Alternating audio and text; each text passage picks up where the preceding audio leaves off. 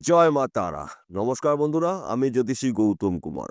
আজকে আমি আলোচনা করব মেষ রাশি জানুয়ারি ২০২৫ মাসিক রাশিফল। অর্থাৎ মেষ রাশি জাতক বা জাতিকাদের জানুয়ারি মাসে কি অপেক্ষা করছে, শুভ না অশুভ, এই দুটো বিষয়ে আমি আপনাদের কাছে বিস্তারিতভাবে আলোচনা করব। কিন্তু ভিডিওটি না কেটে না টেনে সম্পূর্ণ দেখার চেষ্টা করুন, কেননা এই ভিডিওর মধ্যে আমি আপনাদের ১১টি শুভ খবর জানাবো। তার পাশাপাশি কয়েকটি বিষয় আপনাকে সতর্ক অথবা সাবধান হতে হবে।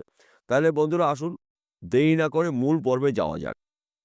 মেষ রাশি অথবা মেষ লগ্নের জাতক বা জাতিকাদের জানুয়ারি মাসটি ঈশ্বরের প্রাপ্তির মাস হতে চলেছে। কেননা চারটি শুভ গ্রহ আপনার রাশির সাপেক্ষে শুভ ঘরে অবস্থান করবে। এই ৪টি গ্রহর প্রভাবে আপনি একজন প্রভাবশালী ব্যক্তি হতে চলেছেন। আমরা একটু প্রথমে জেনে নিই, এই ৪টি গ্রহ কে কোথায় কোন ঘরে রয়েছে। আপনার রাশির ২য় ঘরে রয়েছে দেবগুরু বৃহস্পতি। অর্থাৎ ২য় ঘরকে মানা হয় ধনস্থান। আর্থিক দিক থেকে আপনি মজবুত হতে চলেছেন জানুয়ারি মাসে। দেবগুরু বৃহস্পতিকে মানা হয় বুদ্ধির কারক গ্রহ, বিদ্যার কারক গ্রহ, কর্মের কারক গ্রহ, সম্পদের কারক গ্রহ এবং সম্মানের কারক গ্রহ। কোথায় রয়েছে? আপনার রাশির সাপেক্ষে ২য় ঘরে। শুভ ঘরে রয়েছে শুভ গ্রহ। তাই আপনার ভাগ্য পরিবর্তন করতে চলেছে। আর্থিক দিক থেকে আপনি মজবুত হবেন। আপনার রাশির সাপেক্ষে ৯ম ঘরে রয়েছে সূর্য। অর্থাৎ ৯ম ঘরকে মানা হয় ভাগ্যভাব। ভাগ্য আপনার শুভ। আপনার রাশির সাপেক্ষে একাদশ ঘরে রয়েছে শুক্র এবং শনি। শুক্রকে মানা হয় সুখের কারক গ্রহ, ঐশ্বর্যের কারক গ্রহ, ধনের কারক গ্রহ, সম্পদের কারক গ্রহ, উচ্চস্তরের আশা আকাঙ্ক্ষা ভোগ বিলাসিতা শুক্রের মাধ্যম দিয়ে আমরা পূর্ণতা ভোগ করে থাকি। শুক্র সঙ্গে রয়েছে কর্মফলদাতা শনিদেব, ন্যায় বিচারক গ্রহরাজ। শনিদেব এবং শুক্রদেব দুটি গ্রহ কুম্ভ রাশিতে বন্ধু পূজ্য মহারাজ রাজযোগ তৈরি করেছে। আপনার ভাগ্যে সোনায় সোহাগা হতে চলেছে। আপনার রাশির সাপেক্ষে দ্বাদশ ঘরে রয়েছে রাহু। এই রাহু আপনাকে সমস্যা সৃষ্টি করবে। সেই বিষয়টা ভিডিওর শেষে বলবো, কোন কোন সমস্যা হতে পারে। এইবার বলবো এই ১১টি শুভ খবরের মধ্যে প্রথম শুভ খবর, জানুয়ারি মাসে আপনার শরীর মন ভালো থাকবে। সন্তান, শিক্ষা, প্রেম, ভালোবাসা, দাম্পত্য অতি শুভ। বিদেশ যাত্রা শুভ। আপনি যদি বিদেশে যাওয়ার জন্য প্রচেষ্টা করছেন দীর্ঘদিন ধরে, কিন্তু যাওয়ার মুখে বাধা সৃষ্টি হয়েছে, কিংবা আপনি যেতে পারেননি, কিংবা আপনাকে কেউ নেয়নি, হয়তো আপনি যাননি, যে কোনো বাধা সৃষ্টি হয়েছে।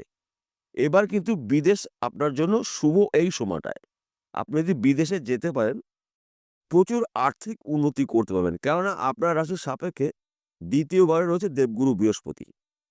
আপনি বিদেশে নিজে বিজনেস করতে পারেন, কিংবা আপনি যদি চাকরির জন্য প্রচেষ্টা করেছেন, চাকরি এখন পর্যন্ত আপনার ভাগ্যে হয়নি, চাকরির একটি ভালো খবর পেতে পারেন। সেই চাকরি সরকারি হতে পারে, বেসরকারি হতে পারে, ব্যক্তি বিশেষে।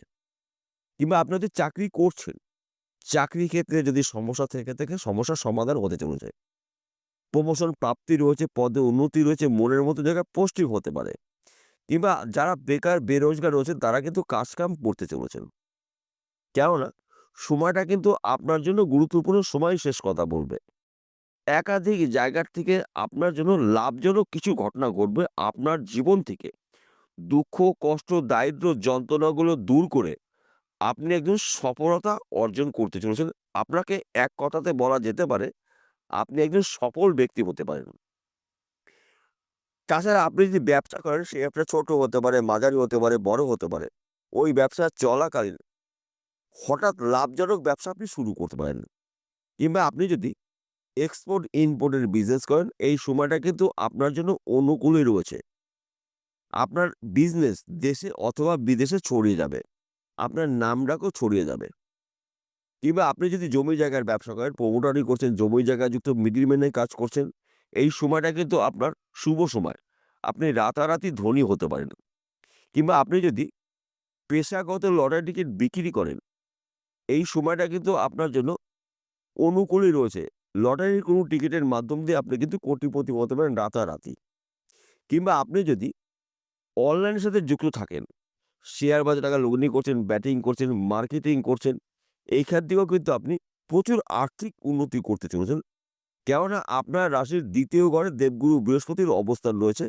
আপনার রাশির একাদশ ঘরে শুক্র, শনি ২ টি গ্রহ কিন্তু শুভ অবস্থায় রয়েছে এবং কুম্ভ রাশিতেই বন্ধুপূজ্য মহারাজ রাজযোগ তৈরি করেছে আপনার জন্য সোনায় সোহাগা হতে চলেছে।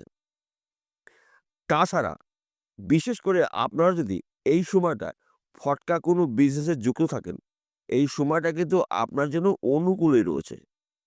এই হলো ১১টি শুভ খবর। এইবার বলবো কোন বিষয়ে আপনাকে সতর্ক অথবা সাবধান হতে হবে। দেখুন বন্ধুরা, আমাদের জীবনে যখন ভালো সময় আসবে, ভালো সময়ের হাত ধরে কিন্তু মন্দ সময়ও আসবে। তাই ভালো সময়টাকে আপনি সুযোগের সৎ কাজগুলো করবেন। মন্দ সময়টাকে আপনি এড়িয়ে যাবেন, সাবধান হবেন, সতর্ক হবেন। আপনি এই সময়টা কারো সঙ্গে তর্ক বিতর্কের মধ্যে অংশগ্রহণ করবেন না এবং গোপন কথা গোপন রাখার চেষ্টা করবেন। আপনার গোপন কথা যদি অন্য কোনো ব্যক্তির কানে গিয়ে পৌঁছায়, সেই ব্যক্তি আপনাকে গোপনে ক্ষতি করতে পারে। কেননা আপনার রাশির দ্বাদশ ঘরে রাহুর অবস্থান রয়েছে। এই দ্বাদশ ঘর কিন্তু আপনার জন্য এই সময়টায় অশুভ। কারণ রাহু এমন একটি গ্রহ গোপন শত্রু তৈরি করে এবং হঠাৎ কিন্তু অর্থ নাশ করতে পারে রাহু। তাছাড়া আপনি যদি যানবাহন চালান, ২ চাকা হতে পারে, ৪ চাকা হতে পারে, অধিক চাকা হতে পারে, গাড়ি ধীর গতিতে চালাবেন এবং ওই গাড়ির নিয়ন্ত্রণ রেখে গাড়ি চালাবেন এবং রাস্তা দেখে শুনে পারাপার করবেন। কেননা রাহু কিন্তু আপনাকে সমস্যা সৃষ্টি করতে পারে। এই কটা বিষয় যদি আপনি সতর্ক হতে পারেন, সাবধান হতে পারেন, কোনো বিপদই আপনাকে স্পর্শ করতে পারবে না। তার পাশাপাশি আরেকটি কথা বলছি, আমি প্রত্যেকটা ভিডিওতে বলি, আজকেও বলছি। আমি যে আলোচনা করলাম সার্বিক রাশিফল, অর্থাৎ মেষ রাশির জাতক বা জাতিকারা পৃথিবীতে কোটি রয়েছে।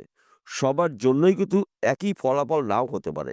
কেননা জন্ম মাস আলাদা, জন্ম সাল আলাদা, জন্ম বার আলাদা রয়েছে, জন্ম নক্ষত্র আলাদা রয়েছে, জন্ম সময় আলাদা রয়েছে।